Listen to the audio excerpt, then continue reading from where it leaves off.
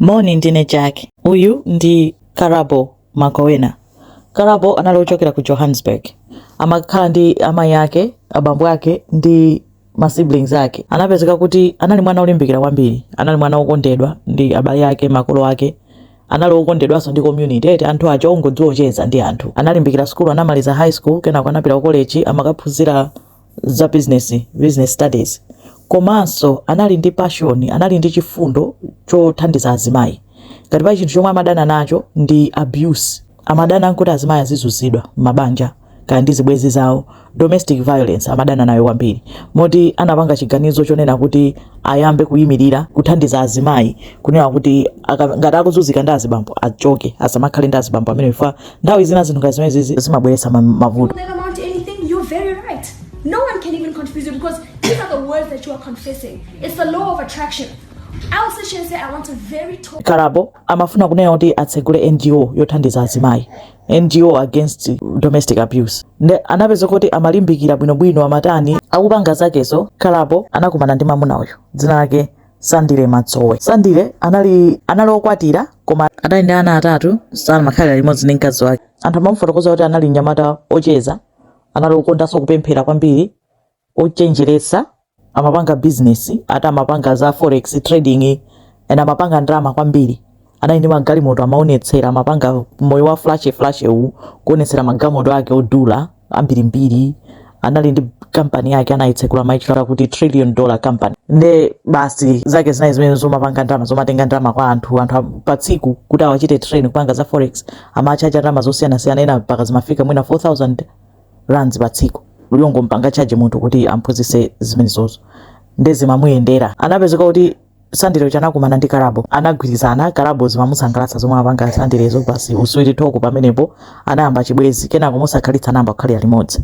Ku Sandton ma high rising buildings, malo abwino kumene amakhala eti. Karabo anasamuka makakhala ndi Sandile. Koma mgwirizano wawo sunatentha yayitali. Atangwamba kukhala ndi Sandile muja mpaka amazazindikira kuti mwamuna ndi wankhanza. Sandile uja anamba kumamenya, kumamzuza. Zomwe zija iye amakhala kumaphunzitsa azimayi kuwathandiza kunena kuti mukapezana ndi mwamuna otere muchoke. Ndiye anapeza kuti ali mwamuna otiyo otero. Amamenya, amamunyoza, basi ngokhala mwamuna wankhanza. Nde zinafika point yonena kuti anzake osamadziwa kunena kuti Sandile amamenya Karabo, koma Karabo amakhala bepo. Nde ulendo wina anapita ku restaurant. Atachoka ku restaurant iko kaya anamba nachani kumeneko, anapeza kuti anamenya kwambiri mpaka anapita ku chipatala. Abale yake anayesera kumusaka kuti ali kuti amamuimbira phone samayankha, pana atenga kanthawi asanayankhe. Kenako pamene amatumizira uthenga kuti ali ku chipatala. Abale yake atapita ku chipatala anampeza kuti wavulala kwambiri. Nde anamtenga makolo ake kumapita naye ku nyumba kwawo. Kusiyana kunali kumeneko ndi Sandile. Karabo atatuluka ku chipatala, makolo ake anamuwuza kuti upite ukapereke police report. Nde anapita ku polisi kuti akachite report, koma atapita ku polisi kuja anakapeza kuti Sandile wapanga kale report kunena kuti Karabo wamumenya iyeyo. Nde zinali za confusing kwambiri, anadabwa kuti Sandile wabwera kuzanena kuti nenda mmenya munthu onena kuti iye wandimenya ndali mchipatala. Nde kunali kuchenjera chabe Sandileyo kunena kuti anadziwa kuti anthu akanjenera ku polisi. Nde mene Karabo ali ku chipatala iye anathamanga dala kupita ku polisi kunena kuti Karabo wandimenya, wandipanga assault. Nde apolisi ananena kuti iweyo wapereka statement yako kuti wamenyedwa, winanso wapereka statement yako kuti wamenyedwa, musatitopese nazo nkhani zanu za mbanja, muzithananoka. Tilibe nthawi yoti tizilimbana ndi ma issues za mdzibwenzi. Anangoyithetsera pamenepo kunkhani inathera pomwepo. Karabo anachoka bwinobwino, chibwezi chinatha, amakakhala ndi makolo ake. Sipanathe nthawi yayitali, inali birthday ya Karabo imene inali 2017, amakwanitsa zaka 22. Anatengana ndi anzake kupita kukasangalala. Kumene amakasangalala inali bar ndi restaurant ya mbali imene amakhalako Sandile uja. Nde iyo chali kumene kuja kusangalala ndi anzake birthday, Sandile anatulukira. Anthu iyi anzake achaumuza kuti usamuyankhule Sandile zisiye tete zingotani tizingosangalala zathu, koma yesi panatenge nthawi switi toko ichaso Sandile. Karabo kuyamba kucheza naye Sandile uja, kuyamba kusekesana pamene paja mpaka na Karabo kwayimbira phone mai yake kunena kuti ndikagona ku nyumba kwa Sandile. Ndi ananyamukadi anapita kukagona ku nyumba kwa Sandile.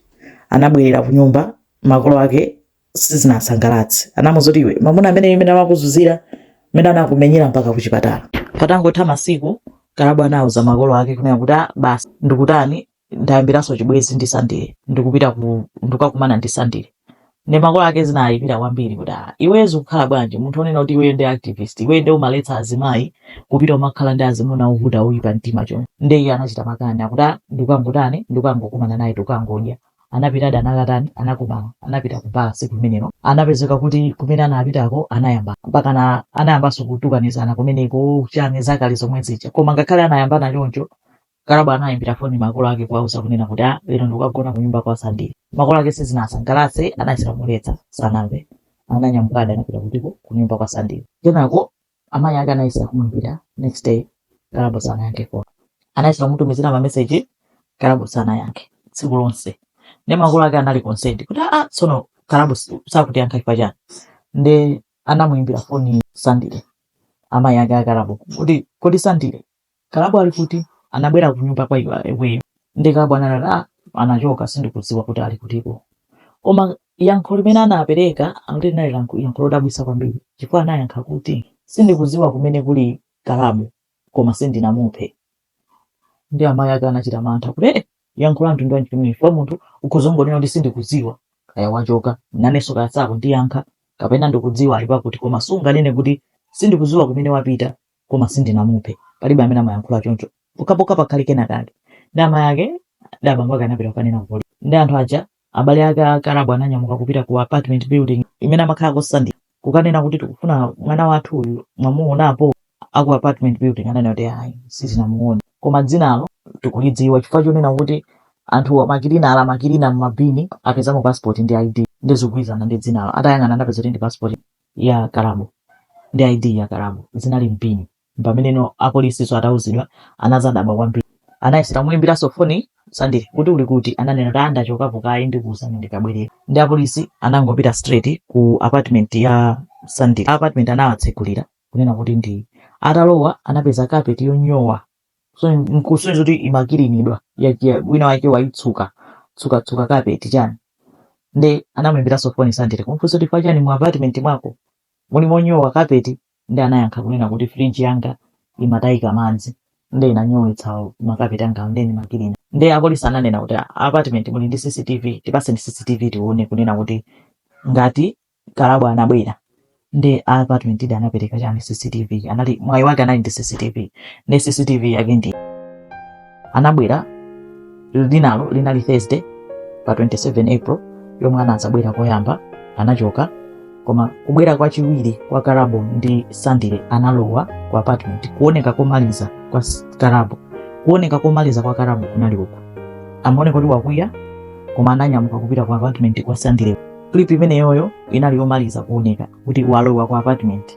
Palibe clip ina iliyonse yomuonesa Karabo akutuluka mnyumba mwa Sandile. Koma mosakhalitsa Sandile anatuluka kenako anabwereranso koma atanyamula chiwiri anapita mu apartment mwake muja. After 10 minutes akuchikankha chiwiri peni chija koma chikusonyeza kuti chikulemera ende ndi chodzaza mene mukuoneka ngati plastic iso.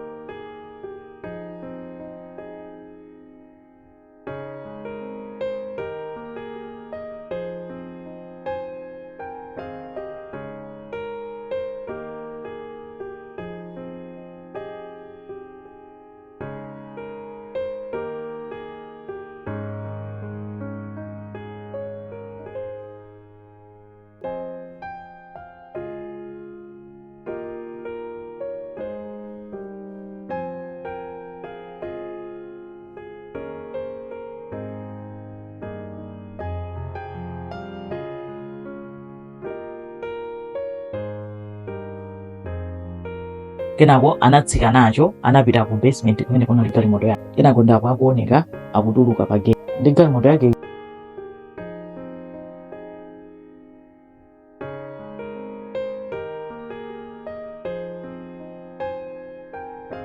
Komano mukumuona akutuluka pena ndi chibagi icho kuone kuti amakilina zomwe amakilina nyumbazo ananyamula zinthu zina kutani kutuluka na adaona choncho apolisi I think zinali za straightforward zomwe zachitika kuti apapa chiwiri pinicho munali munthu ene munthu wake anali Karaboyo ndi anamugwira ndani anamugwira Sandile ucha. Sandile koyamba ananena kuti mungu na Karabo wathawa wapita ku UK ndi azipite zibwezi zake za ku Nigeria ndi anamuza kuti sizingatheke chifukwa choti tapeza passport yake. Kenako ananena kuti ayi anali ndi chipangano ndi Karabo akuti iye ndi Karabo anapita ku Mankhwala anakapanga matsenga kunena kuti alemere ndi kumatsengako anauzidwa kunena kuti chibwezi chikazangotha mmodzi wa inu akuyenera kufa ndi Karaboyo chifukwa chonena kuti chibwezi china adzatha anali amayenera kufa ndi iye chifukwa anathesa chibwezi ndi iye koma kenako anasinthaso statement kuti ndimangonama za matsenga zicha. Kenako akuti ayi Karabo nampeza atafa ndi maopa kunena kuti mmene wafa choncho sinzola mphanda mungunamizira ine ndi yoni amene ndili pa CCTV ndantani ndakantaya ndanamfusa wakantaya kuti ndanakantaya mbali za kwawo kwa makolo ake vina kwake anantaya pa dzenje. Kenako anabwerera anakatola chitheyala kukagula petulo ndi asidi anamuveka chitheyala chija kumuthira petulo nkumukoleza moto ndi apolisi anampeza ukoleza ameneyo ndi anali mathero a Karabo. Sandile kukoti amangotelera wanena ichi kuyankhula kwake monyangwa kuyankhula kwake mozitukumula zopanda nazo ntchito munthu woyipa kwambiri ndi anamuchita sentence kuti akhala zaka 32 prison. Kwa ine ndizodabwisa kuti anampanga sentence to 32 years eti ndithawi yochepa kwambiri considering chiwembu chimene anapanga. Koma nkhani inazunguza South Africa komanso inapitirira kukhala dziko lonse mu 2017 ina nkhani yayikulu kwambiri yosonyeza nkhaza za azibambo pasi and the irony pachizungu tinene kuti the irony inali yonena kuti mzimayi woti anali activist mzimayi amene amathandiza anthu azimayi kutuluka mu ma relationship ankhaza kumathandiza kuti mukachoka musabwererenso iyeyo anakagwira mphompho lomwero lomwe amathandiza anthu kuti asagwere nkukapeza kuti mpaka nokaphedwa moopsa. It's a shame. I think nkhani imachita highlight kunena kuti munthu akakhala mu abusive relationship pena zimaphweka kwa anthu apadera kumayankhula kuti ukotuluka ungatani ungotani zimaphweka kungoyankhula eti chitsanzo mmene anapangira Karabo mmene ankayankhulira kale kuti iyayi muzichoka muzitere zimakhala ngati zophweka kufikira iweyo ukhale momwemo kuna kuti iyeyo amatulukamo after atachitidwa chiwembucho ndipo amadziwa kuti munthu iyi ndi domestic violence iyi ndi chani zonse zomwe iye amathandiza azimayi ena iye wagwera momwemo koma kukapeza kuti wabwereranso wampatsa second chance munthu uja kuti anammenya mpaka nakumpika mchipatala mapeto ake anamupha. Tisapeza bambo okha aliponso azimayi amene amakhala so violent towards azimunawo azibambo kumazunzika azibambo machidwa nkhaza ndi I think kungonena kuti kusamalitsa ukakwanitsa kuthawamo ukakwanitsa kumsiya munthu onena kuti akukuzunza uchita nkhaza akumenya choncho usabwererenso chifukwa ulendo wina mwina sudzatha kuthawa sone moyo wako.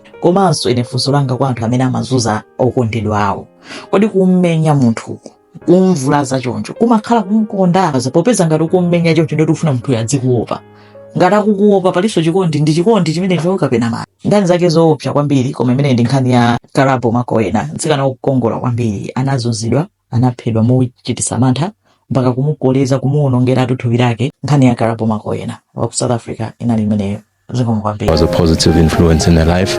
All these things about homes and stuff, I inspired her to start those things. I was the one who was helping her set up NGOs. I've had experience setting up NGOs. I tried to be a positive influence in her life, but it's unfortunate that I came into her life at a point where things were already bad. So yeah, maybe I'm guilty of trying to build a person and being the last one there when she collapsed, you know. So the truth of the matter is I tried my best.